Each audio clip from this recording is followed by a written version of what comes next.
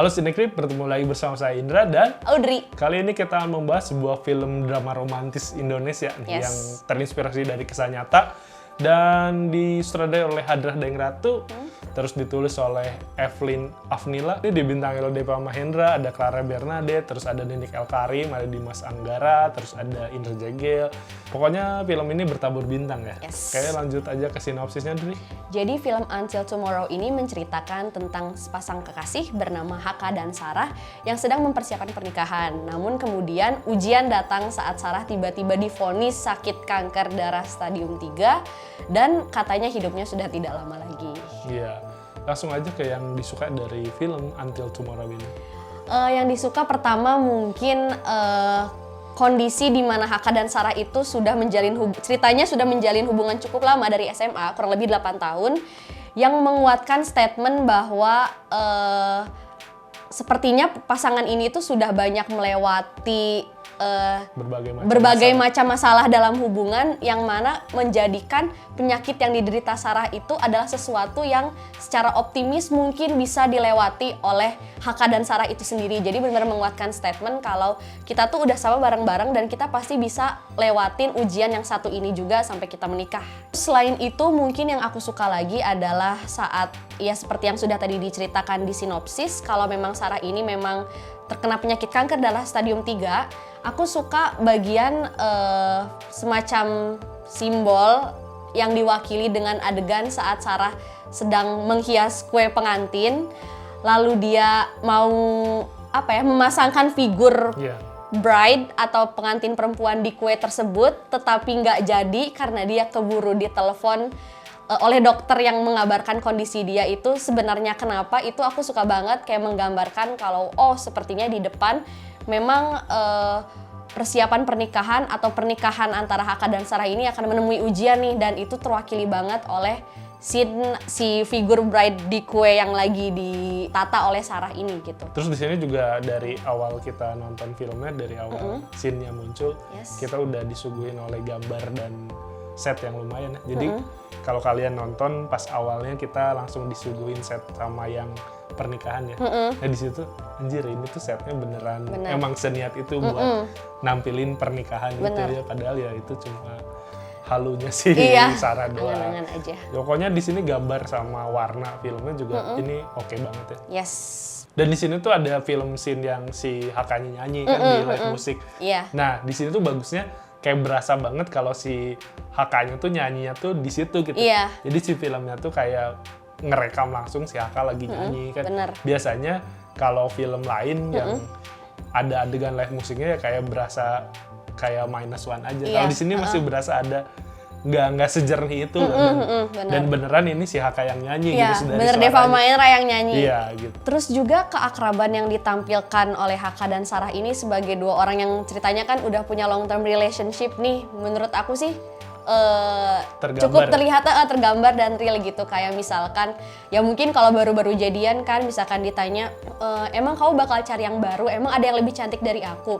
Mungkin kalau baru-baru jadian tuh bakal kayak enggak kok kamu yang paling cantik, tapi di sini tuh dibuat seril mungkin. Deva Mahendranya tuh ya si Hakanya ini tuh bener-bener ngebercandain Sarah kalau kamu udah nggak ada, aku bakal cari yang lain. Ya banyak yang lebih cantik dari kamu. Jadi kayak bercandanya tuh ya emang kalau udah punya long term relationship tuh ya bercandanya secair itu gitu. Iya, pokoknya di sini kayak manis-manisnya mereka pacaran tuh dapet ya. Iya, benar. Aku suka banget hubungan antara Sarah sama neneknya, yang mana sejujurnya nyampe ke aku sebagai penonton. Apalagi waktu neneknya tuh ngerasa terpukul, sedih waktu find out kalau cucunya tuh sakit. Apalagi bagian saat neneknya mungkin udah desperate banget ngelihat Sarah yang makin lama makin kelihatan sakit. Terus neneknya tuh kayak sambil nangis bilang, coba kalau yang sakit nenek aja, penyakitnya pindah ke nenek aja. Itu jujur aku potek, kayak sedih gitu, kayak dapet gitu. Aku suka relationship mereka berdua. Entah ini disengaja atau memang aku yang baru ngeh di akhir, tetapi kalau gak salah aku tuh lihat makin lama cincin di jari Sarah tuh kelihatan makin longgar. Kalau emang ini memang dibuat makin lama makin longgar tuh, ini tuh sebuah pesan yang tersampaikan kalau memang secara gak langsung tuh ya filmmaker mau ngeliatin kalau emang Sarah tuh semakin lama semakin sakit, semakin kurus, sampai cincin di jarinya aja longgar, nggak nggak hanya pakaian pengantinnya aja yang longgar yang nanti akan diliatin kalau makin lama makin longgar gitu. Nah cincinnya yang semakin lama semakin longgar tuh kayak oh iya kayak nunjukin banget memang Sarah ini tuh lagi sakit gitu. Itu bagian yang menurut aku detail sih. Oh sama di sini tuh kejawab ya kenapa judulnya Until Tomorrow. Bener. Kayak kan emang disebutin sama si Sarahnya kalau emang dia pengen setiap hari di I love you ya. Ya pokoknya biar gitu. Terus ada maksud lain mungkin yang besar kayak ya dia juga besok nggak tahu apakah masih ada atau enggak gitu kan. Benar. Sama ini sih orang sukanya karena biasanya kalau film yang diadaptasi dari kisah nyata, kalau film luar kan di belakangnya tuh pasti ada foto atau ada footage si videonya orangnya langsung. Nah di film ini tuh pun ada gitu. Dan jadi pas ngelihat itu anjir beneran ini kisah nyata dan terjadi. Emang pas adegannya ya hampir mirip banget di filmnya gitu. Bener. Dan mungkin itu footage itu juga bisa bikin nambah orang yang di bioskop pada nangis juga sih. Emang sedih gitu. Iya. Terus selain bagus-bagusnya mungkin ada kurangnya nih dari film Until Tomorrow. Mungkin seperti yang kita udah tahu karena film Until Tomorrow ini memang diangkat dari kisah nyata benar terjadi. Jadi ya secara nggak langsung yang memang mengikuti kisah aslinya tuh udah tahu duluan kalau ending film ini akan seperti apa sih, sayangnya seperti itu gitu. Ya mungkin ini filmnya klise ya, tapi kan kita juga pengen tahu nih proses sampai ke akhirnya itu apa dan ya di film ini pun oke. Iya. Terus mungkin hal lain yang perlu disoroti adalah kan di dalam film ini Sarah tuh sempat ingin menghabiskan waktu sama Haka di pantai gitu. Mungkin akan jauh lebih ngena kalau misalkan keinginan Sarah untuk menghabiskan waktu berlibur di pantai itu dia dapatkan setelah misalkan dia melihat seseorang menghabiskan waktu di pantai, entah misalkan dari video atau pokoknya dia mendapatkan ide itu dari panca inderanya sendiri dibandingkan harus disarankan oleh terapisnya gitu yang memang terapisnya cuma ngobrol-ngobrol aja terus nyaranin Mbak harus banyak-banyak liburan gitu-gitu. Nah mungkin akan jauh lebih powerful kalau misalkan dari dulu si Sarah ini tuh adalah seseorang yang senang traveling. Gak kesampaian karena memang dia sibuk misalkan dan dia baru mau berani mewujudkan itu setelah dia sakit dan dia ngerasa waktu dia udah gak lama lagi oke, kita jadiin aja kali ini. Nah itu mungkin akan jauh lebih powerful gitu. Nah itu tuh emang bakal lebih kuat, emang lebih powerful kalau emang ada scene penunjangnya gitu. Jadi scene penunjang itu tuh bakal bikin si momen-momennya lebih powerful lagi kan. Terus ya pasti bikin filmnya jadi lebih rapi gitu, lebih bagus sih. Dan mungkin kayak diliatin kan kayak yang si mulai curiga ke Kartika tadi kan. Terus kayak kedekatannya sama perawat juga kan ngobrolnya bakal lebih enak kalau emang ada scene-scene yang kalau dia udah ketemu berapa kali, pertamanya masih kaku, kedua, ketiga gitu. Terus juga kayak berantemnya si Haka sama si temennya itu, si Dimas Anggara kan, itu mungkin adalah puncak dari ya ternyata si Haka jadi nggak konsen atau jadi nggak fokus di kerjaannya sehingga temennya marah. Kan, itu seenggaknya ada scene penunjangnya ya, mungkin dia udah 3 kali ngelakuin kesalahan dan temennya udah, "Lah kok kamu salah terus sih, kapan beneran gitu."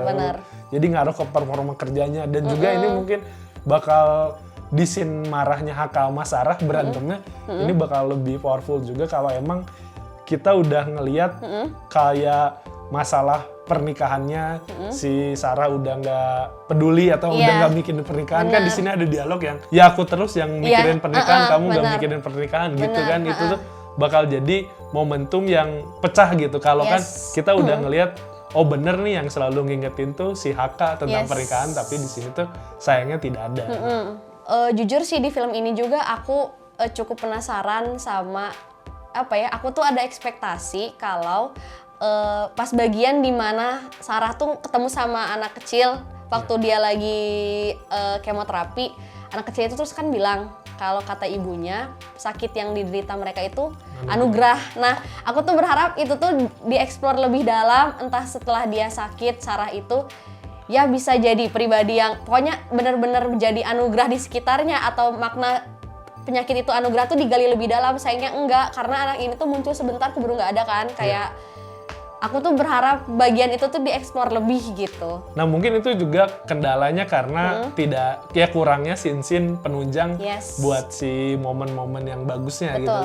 Jadi ini tuh kayak screen time-nya si supporting cast-nya itu jadi sedikit juga. Jadi kita kurang lebih detail menggali setiap case-nya, kayak Brisia Jody, kayak neneknya, kayak temannya si Haka, dan tadi anak kecil tadi. Itu kan kalau dieksplor lebih banyak mungkin akan lebih dapat ya, lebih emosinya kita pun akan nyampe. Oke, langsung aja kita ke skornya, Dri. Yes. Kalau dari aku untuk Until Tomorrow ini di 7 deh. Aku di 6 ya. Karena emang kalau ini dibilang film drama romantis ya, di sini dramanya ada, terus kan romantisnya juga kita dapat ya. Dan ini tuh ceritanya masih bisa kita ikutin dan masih enak gitu. Kita masih bisa tahu kalau oh ternyata konfliknya ini, lanjut ceritanya apa dan sampai akhir pun kita masih ngeh gitu. Oh, tujuan akhirnya gini. Jadi buat kalian yang belum nonton film Until Tomorrow, jangan lupa untuk membawa tisu ya. Soalnya pas kita nonton aja di bioskop banyak mendengar isak tangis para penonton lainnya. Berarti emang filmnya berhasil membuat berderai air mata penonton-penonton lainnya. Oke.